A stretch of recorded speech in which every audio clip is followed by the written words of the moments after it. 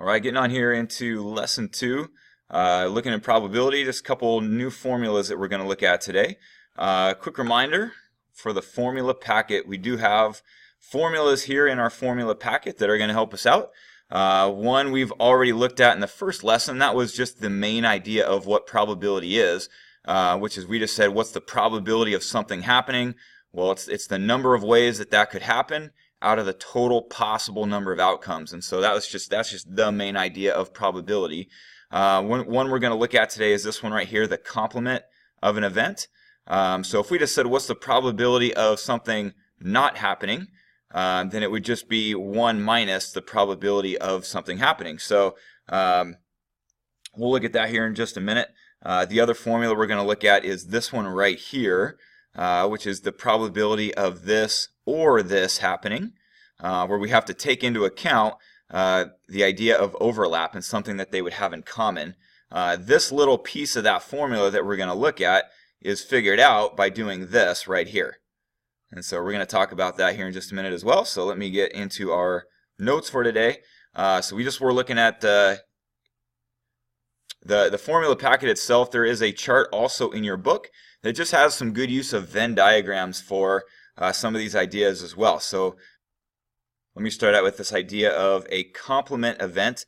It's a very simple idea. Let me just give you one quick example. If we said, what's the probability of tossing a die and landing on a 4? We would say, well, there's 1 4 on the die, and there are 6 total possible. And so it's a 1 out of 6 of getting a 4. But if we said, what's the probability of not getting a 4?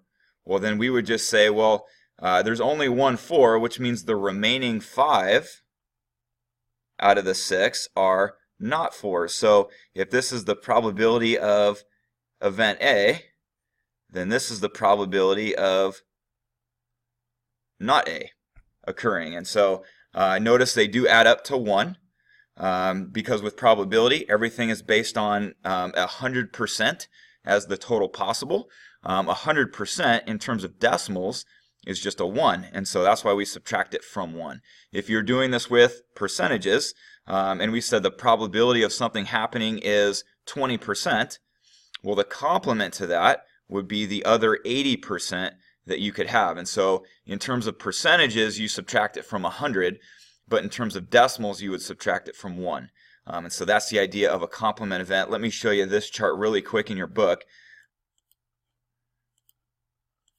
So if you're looking at this, so here's the idea of a complement in terms of Venn diagrams. You can see right here, if this is the probability of event A, everything outside of that is the probability of not A. And when you're dealing with probabilities, the universal set is always 100%.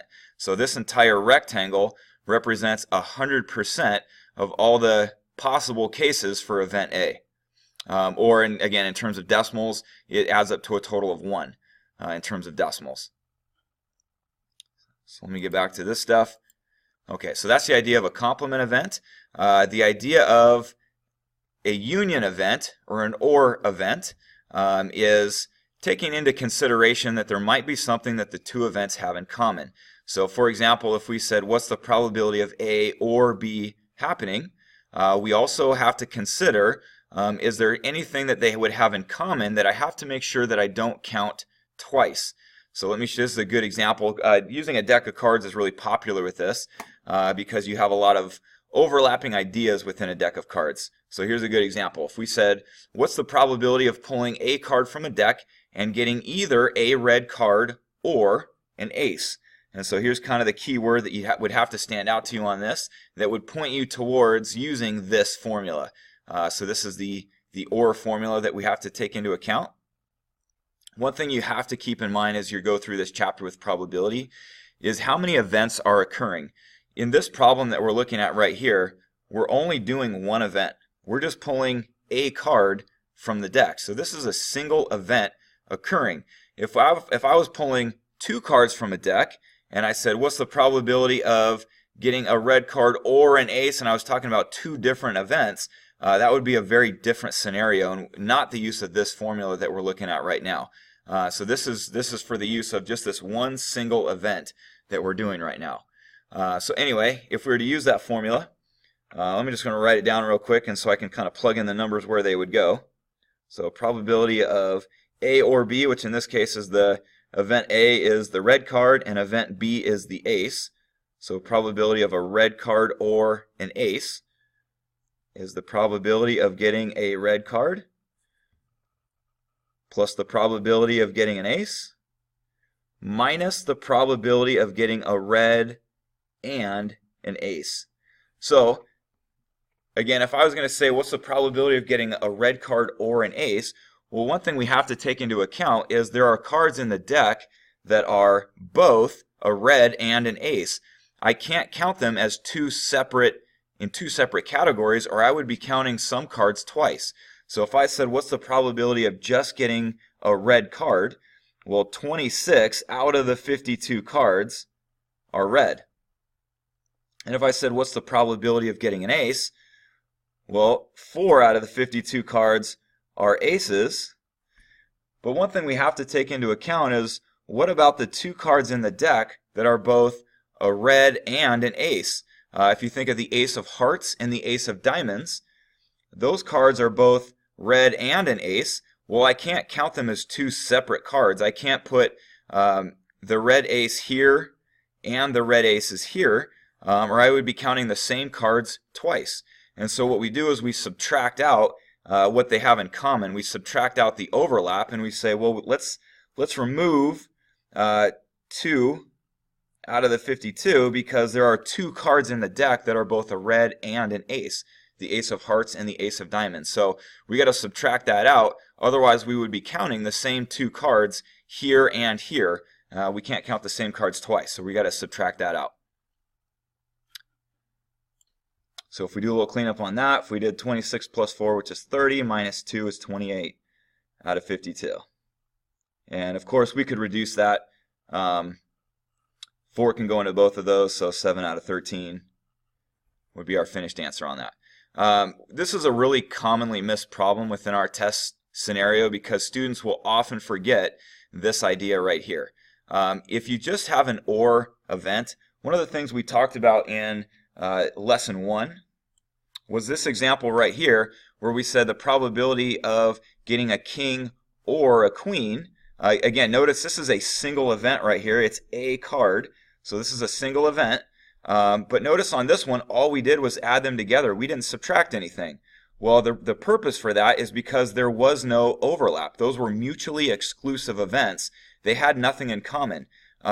There was no A and B. There are no cards in the deck that are both a king and a queen at the same time. So there was nothing to subtract. So in a case like this, where they are mutually exclusive, all you do is add, right? There is no minus the probability of A and B because the probability of A and B for this case is 0. There are no cards in the deck that are both a king and a queen at the same time.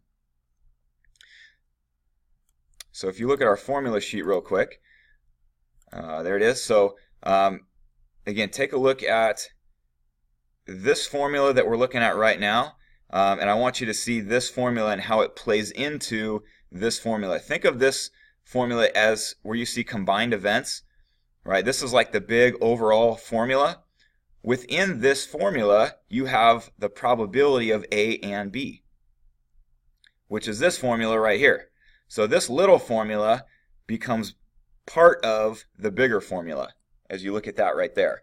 So when you're doing an OR scenario, the probability of this or this happening, if the events are mutually exclusive, like we said, a king and a queen, right? Those are mutually exclusive because you can't get a card that is both a king and a queen. The probability of that happening is 0. And so this portion of the formula right here, this portion of the formula becomes 0 if the events are mutually exclusive. All I do is add the 2 events, the probability of a king or a queen, right? There's nothing to subtract because this is 0. But if they're not mutually exclusive, if there is something that they have in common, like a red card and an ace, right? There are cards in the deck that are both a red and an ace. And so if you have those cases, right, that's where you do need to consider there is something right here that I do have to subtract when I'm doing an OR scenario, and they have something in common. Just one of those things you have to always consider and be on the lookout for when you're doing an OR scenario or a union scenario like the one that we're doing on this other page here. All right, let me go back to the lesson we're looking at right now. All right, so again, let me give you one more scenario for this guy. Probability of rolling a 12-sided die. So again, this is a single event. I'm rolling a 12-sided die. So this is a single event. And what's the probability of getting an odd number or a multiple of 3? Let's just look at those sample sets, those sample spaces really quick. The sample space for odd numbers would be obviously the odd numbers from 1 to 12. So that's my sample space. We'll call this event A. Right here, event A are the odd numbers or a multiple of 3. We'll call that event B. So let's look at the sample space for event B. Multiples of 3 from 1 to 12 are 3, 6, 9, and 12. So those are all multiples of 3. Remember, this is our universal set right here, so I can only look at sample space values that are within the universe of 1 through 12. It's our universal set. So if you look at this case, let me show you this one with a Venn diagram, because we've dealt with these in the past, so hopefully this will help give you a little clarity on this. And so we have event A, which are the odd numbers. You have event B, which are multiples of 3. And so we're always trying to consider in these cases, whenever you're dealing with an OR scenario, is there anything that they have in common? Is there any values that fit both sample spaces? Well, if you look, we have the 3 and the 9 are common to both cases. And so because there are some values that they have in common here, that's something we're going to have to consider. So then remaining, I have the 1, 5, 7, and 11. As far as the other guy, I got 6 and 12. So as we look at those, so again, this is a 12-sided die, so everything is out of 12. So making use of our Venn diagram here, probability of an odd or a multiple of 3. Well, we're going to say here's event A. So what's the probability of getting an odd number? Well, there's 1, 2, 3, 4, 5, 6 odd numbers out of 12. Or, so we're going to put our plus sign in there. Event B, we're going to say, well, probably multiples of 3. Let's see. In event B, I have 4, 1, 2, 3, 4 numbers that are multiples of 3. But here's where I have to consider, well, I can't count the 3 and the 9 in this category and in this category, or I'd be counting the same values twice. So we have to subtract out those two values that are common to both sets, otherwise we'd be counting them twice. And so now we can say 10 minus 2 leaves us with 8 out of the 12 numbers, or an 8 out of 12 probability of getting an odd or a multiple of 3. Consider here for a minute, if you added up all these numbers, you have 1, 2, 3, 4, 5, 6, 7, 8 values, 8 values total that are either an odd or a multiple of 3 out of the 12. And so that's just kind of a good graphical way of looking at some of these cases is by using those Venn diagrams. So I'm going to show you one right here where they show you some more cases with your Venn diagram. Alright, so take a look at a couple cases right here. There's going to be times where all you're doing is not really working with a word problem, but really just with pure formulas and numbers. And so this is one of those cases right here. So they're giving you a value for event A happening. There's a 60% chance that event A will happen. There's a 30% chance that event B will happen. And there's a 20% chance of A and B. So this is what they have in common. This is the area of overlap that they have right here. So if we just said, well, what's the probability of A or B? Well, here's our new formula for today that we're taking a look at. Just plug in the numbers. So the probability of event A, they told us was 60%. The probability of B, they told us was 30%. And they said that A and B was 20%. So if we just plug in the numbers to the formula, we get this answer right here. Real simple. Again, here's the other formula that we looked at for today. The probability of not B happening. So this is the complement of event B. Well, if there's a 30% chance that event B will happen, then we just do 1 minus 0.3 to see the probability of not B happening, which is 0.7. So just pure formulas on those. Both of these formulas are in your formula packet, so certainly something we could take advantage of. But I wanted to really show you this case right here where we don't have a direct formula for a case like this, so how do we deal with it? The best way to do these are Venn diagrams. So if we said, what's the probability of A and not B happening? Let's take a look at a use of a Venn diagram for something like that. So the probability of A and not B. So just in terms of a Venn diagram, right, this is the area that we identified in our last chapter when we were doing Venn diagrams is the area that would be A and not B. So we refer to this as the A only scenario. So right here, if we did the things that are in A and are not in B, right, that was kind of the way we described it in our last chapter. So these are all the things that are in A and are not in B. Well, how do we find this?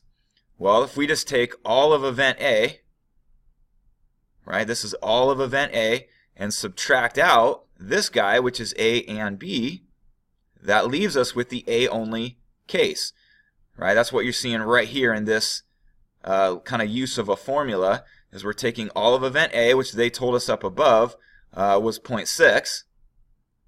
Here's A and B was 0.2. So in terms of the diagram, if I just said, okay, well, all of A is 0.6, but I'm going to subtract out this 0.2 right here because it's not included, right? I'm just doing the 0.6 minus 0.2 to get that answer. So the use of Venn diagrams for cases like this where they're really not giving you something that fits a formula directly, Venn diagrams are really helpful for figuring out what those numbers would look like. So this is definitely a case that we want to be able to take advantage of. Alright, so moving on. One last thing to show you. The use of a complement event can be a good shortcut. If you don't get this, then life will still go on. You can do the long way of doing problems like this, but there are some shortcuts, and I just wanted to point one out to you. So if I said, what's the probability of rolling two dice, and getting a sum of at least 4? Well, if you look at a Venn diagram, or sorry, a lattice diagram, and we said, what's the probability of getting at least a sum of 4? Well, there's a lot of those. So right here on our diagram, so right here are the sums of 4, are these guys right here. But if we said at least a 4, well, that's not only those, but it's everything above that as well. And so within your diagram, this entire area, all the way around, all those cases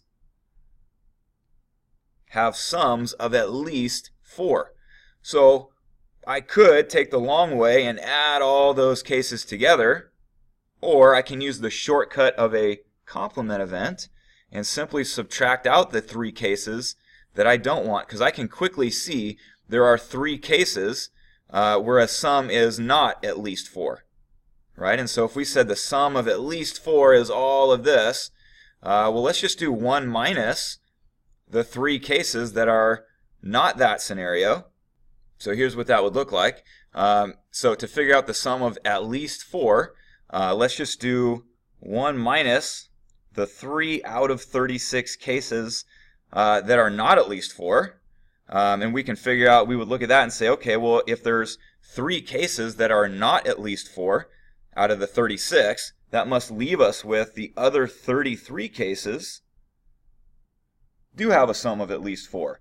And so I can get to that answer a lot quicker by just subtracting out what I don't want to figure out what I do want within that scenario. And so I'd rather not count up all the 33 cases. I'd rather look at the entire diagram and say, you know, just recognize there's 3 values in there that I don't want, which means there's 33 values that I do want. out of the 36. And so this just becomes a great shortcut for cases like that. Again, if you didn't recognize the shortcut, it's not the end of the world. You can go through the diagram and you can add up all 33 winning cases. That's just a longer way to go. So shortcut can really be helpful for these cases.